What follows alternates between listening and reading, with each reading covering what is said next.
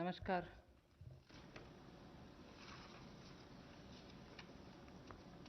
Today is the fourth day where, after the Prime Minister's address to the nation on building a Atmanirbhar Bharat, we have been announcing in several tranches the various steps that we want to take to give a stimulus, to help and to extend that little assistance which as a government we should and do it in time, and therefore we had a Pradhan Mantri Garib Kalyan package. Post that, we also ensured that people don't suffer with having to file their returns or comply with taxation and related things. So in stages we've announced relief for the MSMEs, NBFCs and so on. But importantly, Prime Minister had also said in building a self-reliant Bharat, we should prepare ourselves also for tough competition so that we become strong, we are able to be first of all self-reliant and at the same time be sure we are strong enough to face the challenges of the global value chains and also be ready to integrate. I repeat, when we talk of self-reliant Bharat, when we talk of Atmanirbhar Bharat, we are not looking inwards. It's not isolationist policy. It is certainly making India strong, making India rely on its strength and be ready to face the global challenge. Many sectors need policy simplification, whereby we can make it simpler for people to understand what that sector can provide for them, how they can participate in that sectoral related activities, bring in transparency in processes, and so on. So once we decongest sectors, we can also provide the necessary boost. That sector too will become strong enough and competent enough to provide the necessary boost for growth and employment. And as you all know, the Prime Minister has a very strong track record in taking up reforms, deep systemic reforms.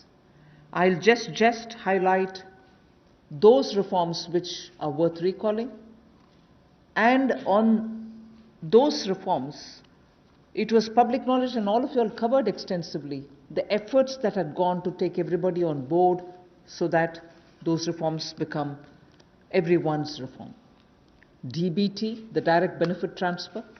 Today it's become very useful for us to be able to directly give money in the hands of people. GST, which had been pending for a very long time, all states were taken on board and GST brought in one nation, one market. IBC, companies waited for decades to have their insolvency related matters settled.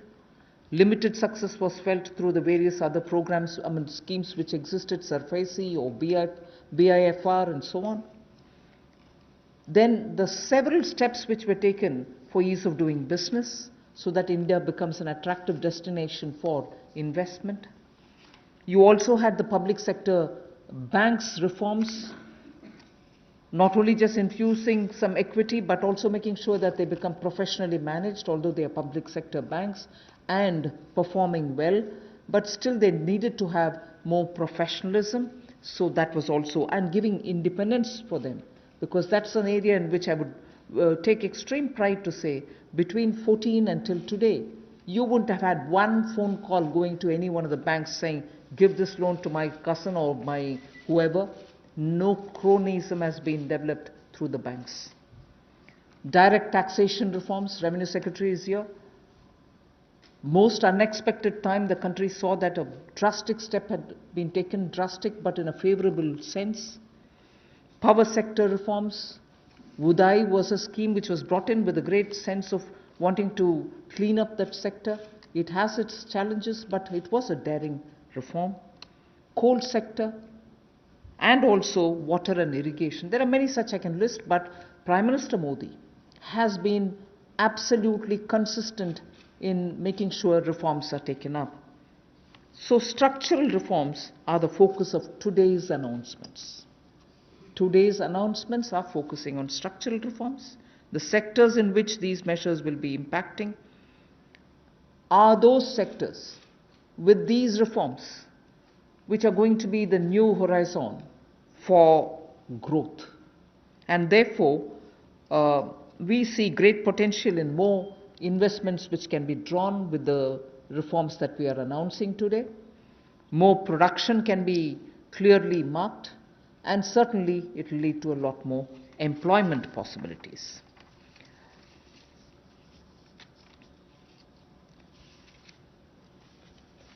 We can actually start off with some preliminary slides before I go into talking about today's announcements, which will explain all the steps that we've taken in the recent past to make sure that investment come into this country and also make India a far more business-friendly destination. Before I go into that, it is important for us to recall that steps which have been taken earlier have been announced variously at different times.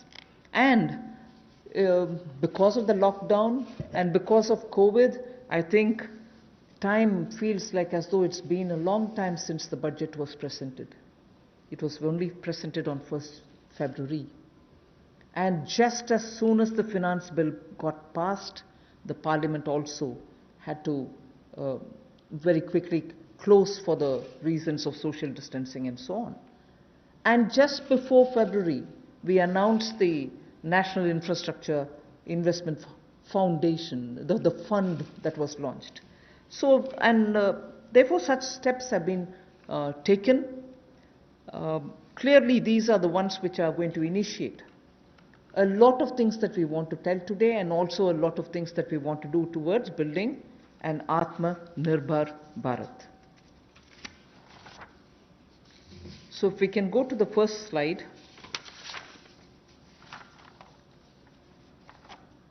The policy reforms to fast-track investments. In the last couple of months, an empowered group of secretaries has been formed who also looked at project development, and project development cells were formed in various ministries. Ranking of states on investment attractiveness is also being worked out. This will make them compete for new investments. And promotion of champion sectors such as the solar PV manufacturing and so on, the advanced cell battery storage research, these kind of activities are also being given a priority. So for an Atma-Nirbhar Bharat and for Make in India, such steps are crucial, and we want to make sure that efforts which have been taken clearly give us the confidence that Make in India, which was launched at least 3 years back, as an initiative to change the mindset of people, to bring in new ways of doing business, to make sure that India becomes attractive on its strength, are all being received very well.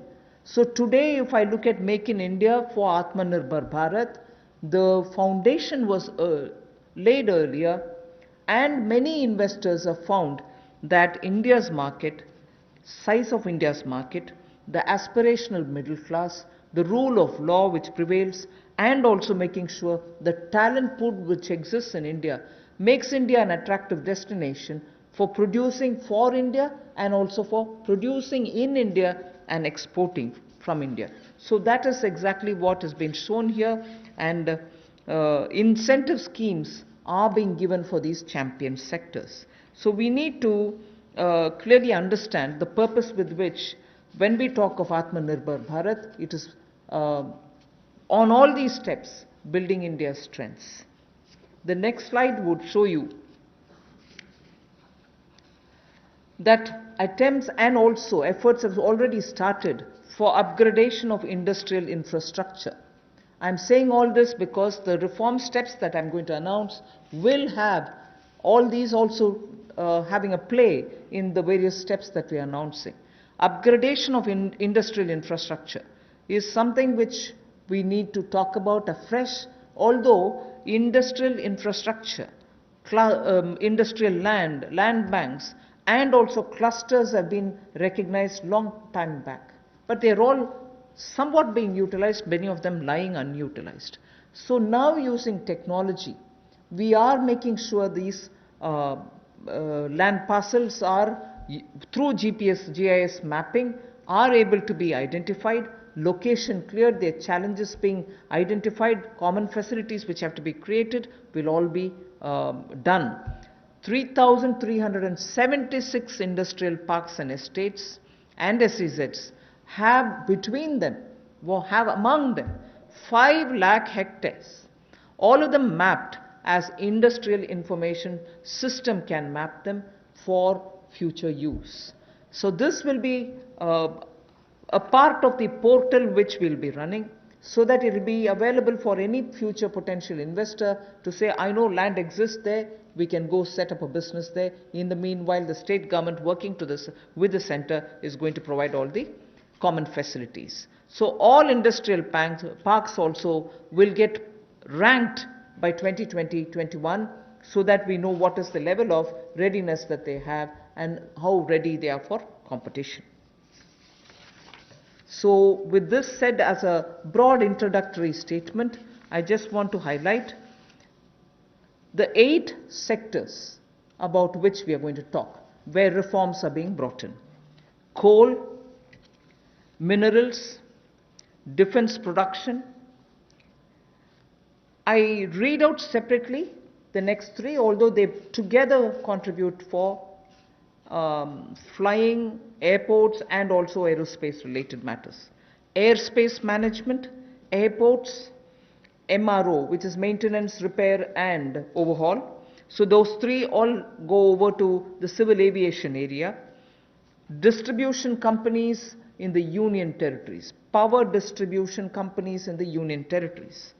Space sector, where ISRO and others have been flag bearers for India. Atomic energy.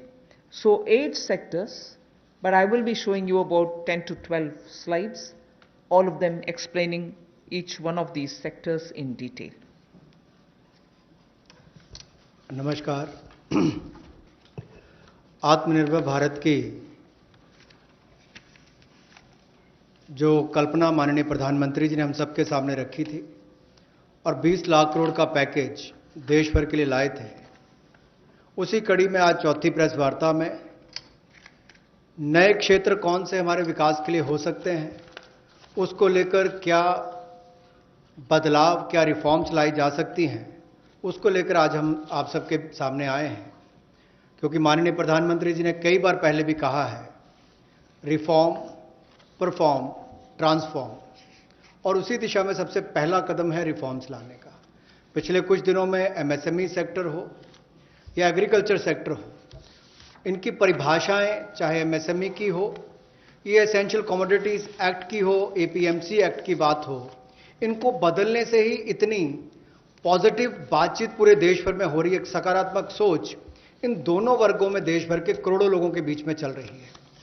एक नया क्षेत्र या बाकी नए क्षेत्र, जिनकी माननीय वित्त मंत्री जी ने भी बात कही कि 8 नए क्षेत्रों को लेकर आप सबके सामने आए हैं।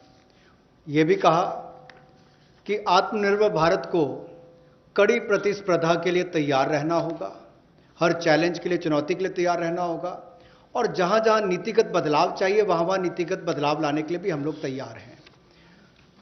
अब इंप्लीमेंटेशन की बात आती है, उसके लिए माने ही मोदी जी जाते हैं कि किस तरह से अच्छी इंप्लीमेंटेशन पिछले 6 वर्षों में करके दिखाई। चाहे वो जीएसटी की बात हो, इंसॉल्वेंसी बैंक्रप्सी कोड की बात हो, जनधन योजना की बात हो, यूपीआई जैसे प्लेटफॉर्म बनाने की बात हो, हर गांव में बिजली और हर घर को राशन देने तक की कोविड-19 की स्थिति में बात हो। तो इसलिए इस सेक्टर्स में भी तेजी कैसे आए, फास्ट ट्रैक इन्वेस्टमेंट की कैसे हो, उसके लिए एम्पावर्ड ग्रुप ऑफ सेक्रेटरीज का गठन किया गया है जो निजी निवेश की मंजूरी के लिए गति देने का काम उसमें से करेंगे ताकि उसमें सहायता मिल सके और आकर्षित हम विदेशी निवेश को कर सकें।